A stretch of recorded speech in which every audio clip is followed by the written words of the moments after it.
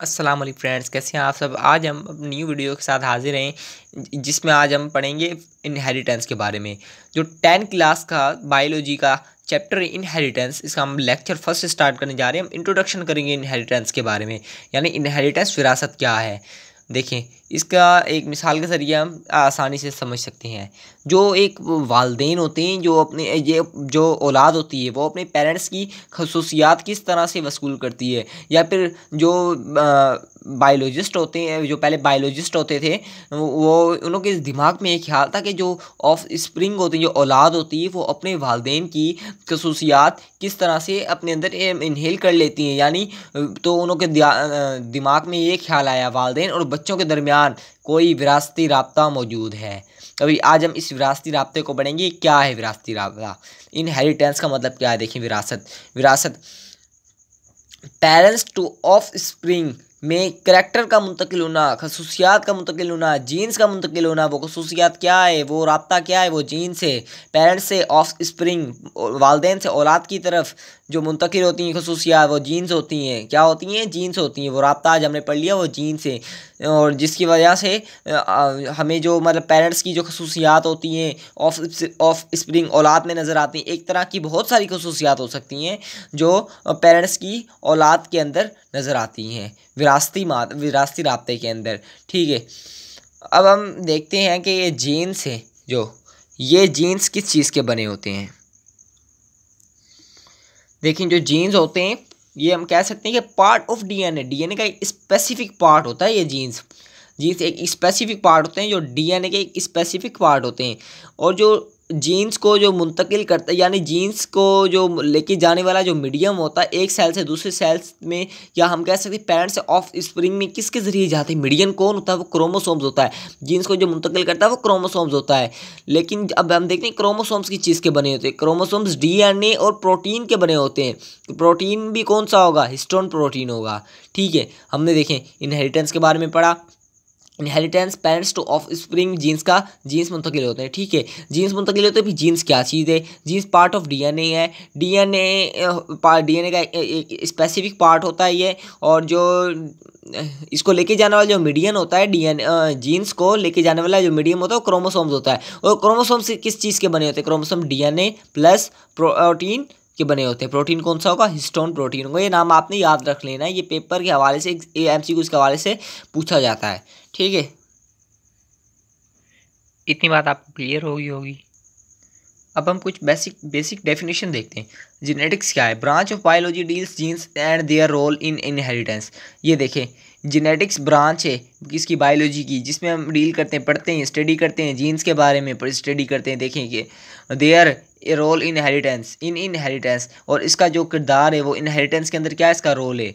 ये इसके बारे में हम डिटेल से स्टडी करते हैं जेनेटिक्स के अंदर। इसके बाद आता है इनहेरिटेंस क्या है? Transmission of character parents to of spring, यानी खसूसियात का मुंतकिल होना वालिदैन से औलाद में, खसूसियात का मुंतकिल होना वालिदैन से औलाद में, जिसे इनहेरिटेंस कहते हैं। अभी ये देखें, ये जो करैक्टर्स हैं, ये खसूसियात हैं, इन खसूसियात को हम क्या नाम देंगे? जो पेरेंट्स टू ऑफ स्प्रिंग में मुंतकिल होती हैं इनहेरिटेंस में, उसे हम कहेंगे, इस कैरेक्टर को हम नाम देंगे ट्रेड्स का।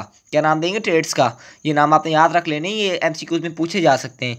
देखिए, ट्रेड्स कैरेक्टर्स होते हैं जो मतलब पेरेंट्स टू ऑफ स्प्रिंग में मुंतकिल होते हैं, यानी वालिदैन से औलाद में मुंतकिल होते हैं। इसमें क्या क्या आ सकता है? हाइट आ सकती है, कद, कलर ऑफ आई, आँखों का रंग, इंटेलिजेंस यानी जहानत, ईटीसी वगैरह वगैरह। सही है, ये बात आपको क्लियर होगी। अभी हम थोड़ा सा डीएनए की तरफ जाते हैं। डीएनए क्या है? देखें, डीएनए क्या है? Polynucleotide double standard molecule structure, या एब्रिविएशन नहीं पूछ रहा, अगर कुछ पेपरों में आ जाए व्हाट इज डीएनए आप लिखेंगे DNA is the polynucleotide double standard molecule structure. आपने इसका एब्रिविएशन नहीं बताना, डीऑक्सी राइबोन्यूक्लिक एसिड, ये तो इसका एब्रिविएशन है। लेकिन हम यहाँ पर बात करें डीएनए क्या है? सिंपल सा DNA nucleotide double standard molecule structure है। ये डबल हेलिकल स्ट्रक्चर होता है। और ये देखें, DNA, how to DNA work, DNA काम कैसे करता है, किसके ऊपर करता है, क्या काम करता है, इसको हम थोड़ा सा देखते हैं। डीएनए हमारे न्यूक्लियस के अंदर होता है, और आपको पता है डीएनए जो होता है हमारे न्यूक्लियस के अंदर, nucleus the brain of cell, यानी हमारे दिमाग का ब्रेन होता है। और आपको पता है ब्रेन जितनी भी सरगर्मियाँ होती हैं किसी भी पार्ट्स की, वो ब्रेन ही कंट्रोल कर रहा होता है। अभी जो डीएनए होगा ये जीन्स को मैसेज देगा, जीन्स को मैसेज देगा। डीएनए किसको देगा मैसेज? जीन्स को देगा। किस चीज़ के लिए मैसेज देगा? दे प्रोड्यूस करवाए किस चीज़ को? प्रोटीन को। प्रोटीन को प्रोड्यूस करे, स्पेसिफिक प्रोटीन प्रोड्यूस होगा, बनेगा एक स्पेसिफिक प्रोटीन। यानी देखें डीएनए जीन्स को मैसेज देगा किस चीज़ के लिए? To produce specific protein. Produce करे मतलब बनवाए एक स्पेसिफिक प्रोटीन। और आपको पता है प्रोटीन कैसे बनते हैं? प्रोटीन 2 अमाइनो एसिड के जुड़ने से बनते हैं। किसके जुड़ने से बनते हैं? 2 अमाइनो एसिड के जुड़ने से बनते हैं। और ये हमारे सेल के अंदर किस जगह काम हो रहा होता है? ये अमाइनो एसिड कहाँ जुड़ रहे होते हैं? ये राइबोसोम्स के अंदर जुड़ रहे होते हैं। कहाँ जुड़ रहे होते हैं? राइबोसोम्स के अंदर। सेल की ऑर्गेनेलीज हैं, ठीक है। अभी देखें जीन्स जो डीएनए होगा वो जीन्स को मैसेज देगा, हदायत देगा। जीन्स के पास हदायत होती हैं जो डीएनए से वसूल करता है। देखें डीएनए मैसेज देगा जीन्स को, प्रोड्यूस करवाओ। क्या प्रोड्यूस करवाओ? Specific protein. प्रोटीन किससे? अमाइनो एसिड के जुड़ने से बनता है। और लिंकेज ये कौन बनाता है? ये हमारे राइबोसोम्स बनाते हैं जो हमारे सेल के अंदर ऑर्गेनेलीज होते हैं, ठीक है। अभी प्रोटीन कितने टाइप का होता है? प्रोटीन 2 टाइप्स के होते हैं। कितने टाइप्स के होते हैं? 2 टाइप के। एक फंक्शनल हो सकते हैं, एक स्ट्रक्चरल हो सकते हैं। एक होंगे फंक्शनल, एक होंगे स्ट्रक्चर। स्ट्रक्चर कौन से होंगे? देखें जो हमारी स्ट्रक्चर बनाएंगे, और फंक्शनल वो होंगे जो अपना फंक्शन दिखाएंगे। अभी ये फंक्शनल कैसे हो सकते हैं? एंजाइम्स हो सकते हैं। एंजाइम्स हमारे बॉडी के अंदर जितने भी केमिकल रिएक्शन होते हैं उन्हें एंजाइम्स कंट्रोल कर रहे होते हैं, जो एक प्रोटीन होते हैं, ठीक है। ये बायोकैपिटलिस्ट होते हैं जो रिएक्शन को कंट्रोल कर रहे होते हैं। जो देखिए प्रोटीन 2 किस्म के होते हैं, एक फंक्शनल जो हमारे जितने भी बॉडी में रिएक्शन हो रहे होते हैं एंजाइम्स उन्हें कंट्रोल कर, एंजाइम्स मतलब के जरिए कंट्रोल कर रहे होते हैं। और दूसरा होता है स्ट्रक्चर यानी हमारी बॉडी के अंदर स्ट्रक्चर बना रहे होते हैं। आप वो कहता है कि ड्राई वेट, जो एक बॉडी का ड्राई वेट, ह्यूमन बॉडी का ड्राई वेट होता है 50% कॉन्सिस्ट ऑफ प्रोटीन। यानी एक बॉडी है उसको आप खुश कर दें, उसके अंदर से हड्डियाँ निकाल दें, जो गोश्त मटेरियल बचेगा वो 50% उसके अंदर प्रोटीन होगा। मिसाल के तौर पर 100 किलो की बॉडी है तो उसके अंदर 50% प्रोटीन, 50 किलो प्रोटीन होगा। सही है, ये बात आपको क्लियर होगी। मिसाल के तौर पर ये जीन्स के काम करने में वेरिएशन कैसे आती है? जीन्स के में वेरिएशन कैसे आती है? डीएनए अगर जीन्स को गलत मैसेज दे या फिर जीन्स में कोई ख़राबी आ जाए जिसकी वजह से ये इसमें एक वेरिएशन पैदा हो जाती है, और ये मतलब स्पेसिफिक प्रोटीन, सही तरीके प्रोटीन नहीं बनवा सकता यानी प्रोटीन ख़राब प्रोटीन बनवाएगा। ये जीन्स की वेरिएशन होगी। लेकिन जब पेरेंट्स टू ऑफस्प्रिंग में जीन्स के ज़रिए जो करैक्टर मुंतकिल होंगे वो वेरिएशन नहीं होंगी, वो पॉजिटिव पॉइंट होंगे, वो करैक्टर मुंतकिल होंगे। लेकिन अगर डीएनए में कोई ख़राबी आ जाए या डीएनए में कोई ख़राबी आ जाए, डीएनए जीन को गलत मैसेज देगा, ये गलत मैसेज लेके आएगा, ये गलत प्रोटीन प्रोड्यूस करवाएगा। इस तरह से ये जीन्स की वेरिएशन होगी। लेकिन जब पेरेंट्स टू ऑफस्प्रिंग जीन मुंतकिल होंगे उस दौरान जो वेरिएशन आएंगी वो पॉजिटिव पॉइंट होगा, वो नेगेटिव पॉइंट नहीं होगा। सही है, ये बात आपको क्लियर होगी। आपको पता है हमारे एक सेल के अंदर कितने क्रोमोसोम्स होते हैं? 46 क्रोमोसोम्स होते हैं जो पेयर्स की सूरत में होते हैं। अगर पेयर्स में हम देखेंगे 46 का हाफ कितना होता है? 23 पेयर्स की सूरत में होते हैं क्रोमोसोम्स। एक सेल के अंदर 46 होते हैं। हमारी नाते एक बॉडी के अंदर 46 क्रोमोसोम्स होते हैं। एक सेल के अंदर 46 क्रोमोसोम्स होते हैं। हमारी बॉडी के अंदर ट्रिलियन सेल्स हैं, यानी बहुत सारे, लिमिट से ही बाहर, गिनती से बाहर हमारी बॉडी के अंदर क्रोमोसोम्स होते हैं। हमारी पूरी बॉडी के अंदर 46 क्रोमोसोम्स नहीं होते, हमारी बॉडी के एक सेल के अंदर 46 क्रोमोसोम होते हैं। और आप खुद ही अंदाज़ा लगा लें हमारी बॉडी के अंदर कितने ज़्यादा सेल्स होते हैं। हमने यहाँ बात की थी DNA polynucleotide double strand molecule है, ठीक है। ये तो इसकी डेफिनेशन होगी। हमने डीएनए का काम भी देख लिया। डीएनए जीन्स के ऊपर मैसेज देगा, जो प्रोड्यूस करवाएगा जीन्स, क्या प्रोड्यूस करवाएगा? प्रोटीन करवाएगा, स्पेसिफिक प्रोटीन होगा एक। अभी देखें जो डीएनए होगा ये तो इसकी आगे डेफिनेशन।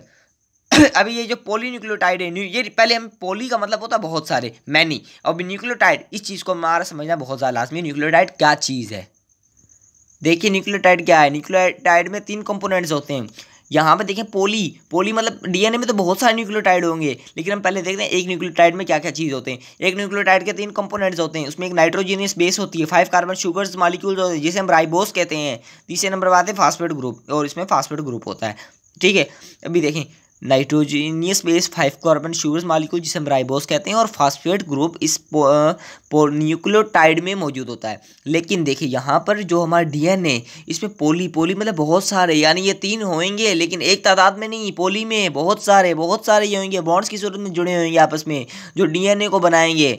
इसे हम कहेंगे पॉलीन्यूक्लियोटाइड डबल स्टैंडर्ड मॉलिक्यूल, इसलिए हम इसे पूरी डेफिनेशन में polynucleotide double standard molecule structure कहते हैं। अभी देखें, ये तो आगे न्यूक्लियोटाइड पर बात, अभी देखते हैं हम ज़रा सा न्यूक्लियोसाइड भी क्या चीज़ है। जब न्यूक्लियोसाइड में ये ऊपर की 2 चीज़ें होंगी, नाइट्रोजनियस बेस और 5 कार्बन शुगर, नाइट्रोजनियस बेस और 5 कार्बन शुगर मॉलिक्यूल जिसे हम राइबोस कहते हैं। इसमें फास्फेट ग्रुप नहीं होगा, क्या नहीं होगा, फास्फेट ग्रुप नहीं होगा, बाकी ऊपर की 2 चीज़ें होंगी, इसमें फास्फेट ग्रुप नहीं होगा। ये होगा हमारा न्यूक्लियोसाइड, ठीक है। पेपर्स के हवाले से इन में डिफरेंस पूछा जा सकता है। बहुत ज़्यादा मेन इंपॉर्टेंट चीज़ें जो मैं आपको बता रहा हूँ, आपने चीज़ें याद कर लेनी है या किसी नोटबुक पर उतार लेनी है। अभी हम देखते हैं न्यूक्लियोसोम क्या है। न्यूक्लियोसोम ये थोड़ा सा इससे डिफरेंट है। देखिए ये न्यूक्लियोसोम क्या है, राउंड स्ट्रक्चर होता है। क्या होता है, राउंड स्ट्रक्चर होता है। डीएनए रैप्स, जब डीएनए रैप्स करता है अराउंड स्टोन के ऊपर, यहाँ पे आपको डायग्राम में समझता हूँ, ये देखिए राउंड स्ट्रक्चर होता है। देखें ये जो गोल मैंने आपको बनाया ना, ये हिस्टोन प्रोटीन है, और ये जो धागा नुमा आ रहा है, ये देखिए ये डीएनए, ये हिस्टोन प्रोटीन के ऊपर राउंड स्ट्रक्चर से लिपटा होता है। देखें जो डीएनए आ रहा है हिस्टोन प्रोटीन के ऊपर इस तरह लिपटा होता है, फिर हिस्टोन प्रोटीन, फिर ये डीएनए फिर हिस्टोन प्रोटीन के ऊपर इस तरह लिपटा होता है। एक राउंड स्ट्रक्चर होता है। जब डीएनए रैप करता है अराउंड किसके, हिस्टोन के अराउंड में रैप करता है, ठीक है, यानी एक गोल स्ट्रक्चर बनाता है, इसे हम कहते हैं न्यूक्लियोसोम। ये चीज़ें बहुत ज़्यादा इंपॉर्टेंट चीज़ें, बार बार बता रहा हूँ, ये आपको किसी नोटबुक में नोट कर लेनी चाहिए, ताकि ये एग्जाम्स के व्यू से इनों में डिफरेंस लाजमी पूछा जा सकता है। बहुत ज़्यादा इंपॉर्टेंट, ये पूरा चैप्टर ही बहुत इंपॉर्टेंट है। अभी हम देखते हैं न्यूक्लियोसाइड या न्यूक्लियोटाइड और न्यूक्लियोसाइड के कोई एक एग्जाम्पल देख लेते हैं, ठीक है। अभी एक एग्जाम्पल देखते हैं जिन्होंने ये चीज़ें मौजूद हों। आपने एटीपी का नाम सुना है, एडिनोसिन ट्राईफॉस्फेट।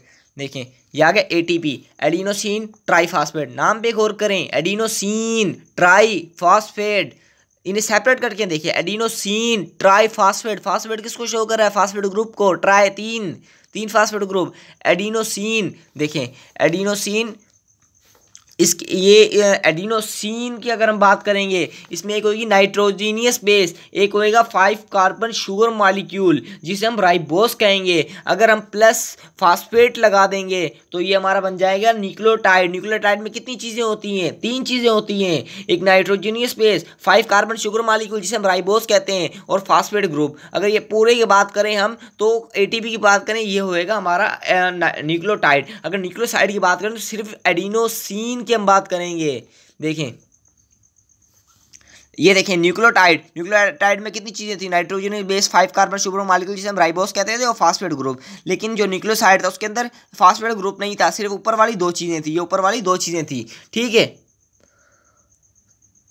अभी एटीपी के अंदर जो एडिनोसिन था, देखिए एडिनोसिन, इसके अंदर एक नाइट्रोजन बेस आ गई एडिनिन। नाम पे गौर करें, एडिनोसिन एडिनिन, ये एक नाइट्रोजनियस बेस आ गई, राइबोस, ये आगे 5 कार्बन शुगर मॉलिक्यूल, ठीक है। अभी एडिनिन और राइबोस, ये आगे 2 चीज़ें। अभी यानी अगर हम खाली एडिनोसिन की बात करेंगे तो एडिनोसिन जो हमारा न्यूक्लियोसाइड होगा, इसमें 2 चीज़ें सिर्फ, एक है 5 कार्बन शुगर मॉलिक्यूल और एक आ गया 5 कार्बन शुगर मॉलिक्यूल, एक आ गया नाइट्रोजनियस बेस। अगर हम इसमें फास्फेट ऐड कर दें, देखें ट्राईफॉस्फेट, 3 फास्फेट ग्रुप पे ना, देखिए अगर हम फास्फेट ऐड कर दें, फास्फेट की भी बात करेंगे तो एडिनोसिन ट्राईफॉस्फेट, तो इसमें 3 चीज़ें आ गई। तो ये 3 चीज़ किस चीज़ में आती हैं, देखिए न्यूक्लियोटाइड के अंदर कितनी चीज़ें, 3 चीज़ें, नाइट्रोजीनियस बेस, देखें 5 कार्बन शुगर मॉलिक्यूल जिसे राइबोस कहते हैं, 5 कार्बन